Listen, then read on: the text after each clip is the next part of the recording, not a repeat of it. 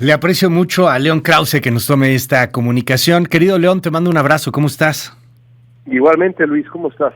Oye, bueno, pues sorprendido frente al terremoto político que se está dando allá en los Estados Unidos. Sorprendido y no, ya se había anunciado desde la semana pasada, ya era un trascendido en varios medios estadounidenses, pues que Biden decidiría bajarse al final de la contienda. Me llama la atención lo que dice, por ejemplo, el día de hoy el Wall Street Journal.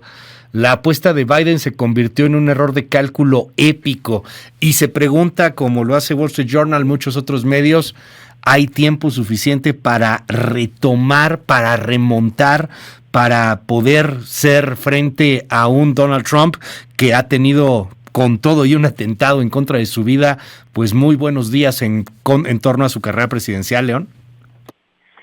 Pues Luis, aquí lo platicamos varias veces, describíamos ese debate presidencial como una apuesta del presidente Biden para definir la narrativa rumbo al verano, desviar la atención del asunto de su edad para concentrar la atención en Trump y sus problemas legales, y cómo eso pues al final resultó una apuesta fallida, consiguió exactamente lo opuesto y finalmente Biden toma lo que es una decisión histórica. La candidata va a ser Kamala Harris. Había, por supuesto, dudas sobre si el Partido Demócrata podía, pues, digamos, buscar un formato de convención abierta y digamos, poner sobre la mesa varios nombres. Eso no va a ocurrir. La candidata va a ser Harris. Y la pregunta central es la que tú planteas. ¿Hay tiempo para construir una candidatura suficientemente fuerte para competirle a Donald Trump? Yo creo que la respuesta a esa pregunta es un cauteloso sí. ¿Qué pasa con el vicepresidente o la candidatura vicepresidencial? ¿Cómo funciona en estos momentos el tema de la elección de Kamala Harris? Se habla mucho, por ejemplo, de una Michelle Obama, ¿no? Si levanta la mano, si no va, que vendría lo que podría ser una convención abierta a mediados de agosto en el Partido Demócrata. Hay quien dice pues todo lo contrario, que se van a ir totalmente unidos. ¿Qué ves ahí, León? ¿Y qué podría pasar pues con esta figura clave que sería él o la candidata a vicepresidente? Dudo que haya una convención abierta por muchas razones, empezando porque se necesitaría una rebelión y no veo quién encabece esa rebelión. Puede ser una palabra un poco fuerte, pero en el fondo eso es lo que sería alguien que dijera no, yo no soy, no me sumo al consenso, no creo que Harris tenga que ser la candidata, el candidato o la candidata debo ser yo, y simplemente no hay voces que estén dispuestas a eso. Los gobernadores muy populares del partido no lo van a hacer, ni siquiera Gretchen Whitmer, que sería, digamos, la candidata más natural, gobernadora de Michigan, un estado clave de la elección, ha dicho ya que va a apoyar a Harris. En el Senado tampoco hay voces que me parezcan candidatos para encabezar esa rebelión, y por eso yo creo que más bien ahora la competencia es precisamente para el puesto vicepresidencial, y ahí sí Harris tiene una baraja muy interesante de nombres para escoger. Es Harris la que lo escoge, ¿no? O sea, no hay una votación ahí, ¿o sí? No, ahí es una decisión enteramente del candidato presidencial, y es uno de los factores que cambian el juego, Luis. Esa es la realidad. El expresidente Trump se había preparado para competir contra Joe Biden y había elegido un candidato vicepresidencial para competir contra Kamala Harris. Bueno, pues ahora el asunto ya no es así. Ahora el candidato de mayor edad, el que tiene casi 80 años, es Trump. Harris tiene 59 y no sabemos quién va a ser el candidato vicepresidencial demócrata. Veremos a quién escoge Harris. Creo que puede ser seguramente un hombre de algún estado en juego, Pensilvania, Arizona. Hay por lo menos 3-4 nombres de verdad interesantes. Hay quien habla justamente sobre eso, sobre que tendría que ser un hombre o que sería lo ideal un hombre para tratar de ganar pues otro tipo de votantes del lado demócrata, y el tema de pues de lo que importa, no debería de importar, pero pues importa muchísimo allá en los Estados Unidos, el color de la piel, León. ¿Lo ves como un asunto fundamental? Pues Luis, es un factor, sí es un factor. Sí, digo. Y también es un factor que Harris sea mujer. Vamos a ver un incremento en ataques misóginos, racistas. Ya lo estamos viendo en cierto sentido con algunos mensajeros de la campaña de Donald Trump. Estados Unidos no ha tenido una presidenta, no ha roto, digamos, esa barrera. Hillary Clinton perdió contra Donald Trump. Claro. Por eso me parece probable que Harris escoja a un hombre seguramente de raza blanca que claro, le traiga a los demócratas uno de los estados clave, porque falta muy poco tiempo, Luis, y ahora tienen que aprovechar cada pequeño ángulo que tengan para tratar de inclinar la balanza. Dime algo, León. ¿Tiene que irse el Partido Demócrata hacia los extremos o hacia los centros? Porque hemos visto una campaña radicalísima de un Donald Trump que le apuesta, por ejemplo, al confinamiento económico, que tiene por ahí algunas voces totalmente antiderechos, el tema, por ejemplo, de aborto, el tema, por ejemplo, de matrimonios entre personas del mismo sexo. ¿Qué pasa del otro lado? O sea, ¿tendría que radicalizarse desde tu perspectiva la campaña demócrata también hacia el otro extremo o tratar de buscar los centros? No, yo creo que lo que viste de pronto con Donald Trump en la parte de su discurso que estaba escrita, sí, era la intención de moverse al centro, y yo creo que al final fracasó porque Trump es quien es.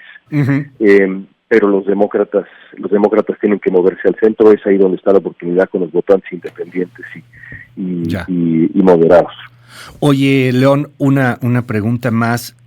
Ayer o antier, no sé, hablaba el speaker Mike Johnson ahí en la Cámara de Representantes y cuestionaba en sus redes sociales, bueno, pues Biden debe de renunciar también a ser presidente. O sea, si no puede ser candidato, pues tampoco debería de poder ser presidente.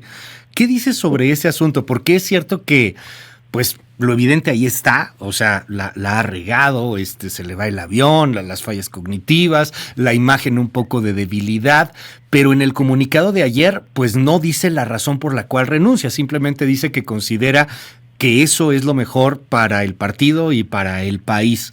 ¿Qué opinas sobre esto? Lo que señalan por ahí algunos críticos a Biden, diciendo, pues si renuncia, ya que renuncia a todo. Pues es un argumento político, es el mismo argumento que está usando el candidato vicepresidencial J.D. Vance, porque pues es lo que le conviene al Partido Republicano, pintar a Biden como alguien que ha engañado a la sociedad estadounidense, un hombre que ya no manda, esa teoría de la conspiración de que Biden no es quien gobierna. Todo eso es falso. Biden es quien gobierna. También es innegable que el hombre está sufriendo un proceso de declive natural con la edad.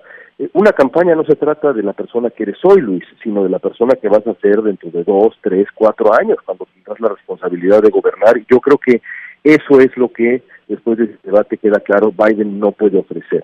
Puede ofrecer un gobierno eficaz, serio, rodeado de un equipo serio durante los siguientes 4 meses.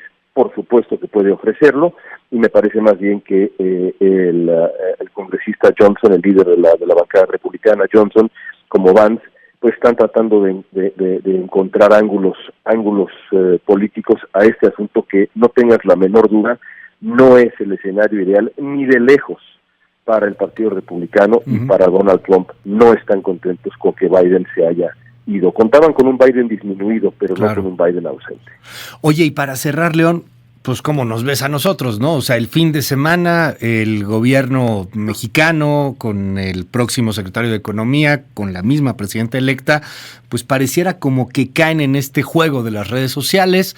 No me atrevo a decir que era un fake, pero sí estaba fuera de contexto la declaración de Trump, que se movió como pólvora a través de las redes, y en donde faltaba pues la última parte del discurso de Trump para entender que Trump se estaba refiriendo cuando insultaba a el candidato Biden, ¿no? Y no a Marcelo Ebrard. Me llama la atención que además tenga que salir, por ejemplo, el ex embajador Christopher Landú a decir: a quien insulta a mi candidato es a uno y no a otro, ¿no? A tener que justificar los insultos. Pero bueno, ¿cómo ves a México, León?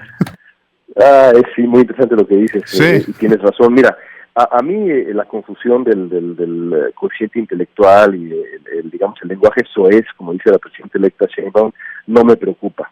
Lo que sí me preocupa es que en ese mismo discurso Trump sin duda se burla de Marcelo Ebrard, y se burla de la manera como doblaron, palabra que han usado ellos, al gobierno mexicano cómo lo extorsionaron con la amenaza de los aranceles para conseguir lo que querían en la agenda migratoria. Es un anuncio, es la crónica de lo que viene, es la crónica de una relación tensa anunciada. No hay que olvidar que Marcelo Ebrard tendrá ahora la encomienda pues de negociar la agenda económica, la cartera económica del gobierno de México rumbo al 2026, en donde se va pues a potencialmente renegociar el Tratado de Libre Comercio. La opinión que tienen de Ebrard es esa que escuchaste, y no es nada más la opinión de Donald Trump, es la opinión de Mike Pompeo. Ahí está el libro de Pompeo que explica cómo fue esa negociación. Es decir, es un hombre al que se puede doblar, no nada más Ebrard, sino al gobierno de México. Fue con López Obrador, y así ven al gobierno de México de aquí en adelante. Y eso a mí me parece, como me ha parecido desde hace mucho tiempo, alarmante. Más allá de la amistad que tenga Donald Trump con López Obrador con Trump, ellos no son la encarnación de un país. Trump no ha parado de maltratar a los mexicanos desde hace casi 10 años, Luis, en Estados Unidos y en México, y ojalá se comprenda que no es amigo de este país, el nuestro. León Krause, te mando un gran abrazo, como siempre, un honor aprender de ti, León. Te seguimos ahí en tus redes en @León Krause. Gracias a ti por llamar, un abrazo muy fuerte. Gracias, es León Krause.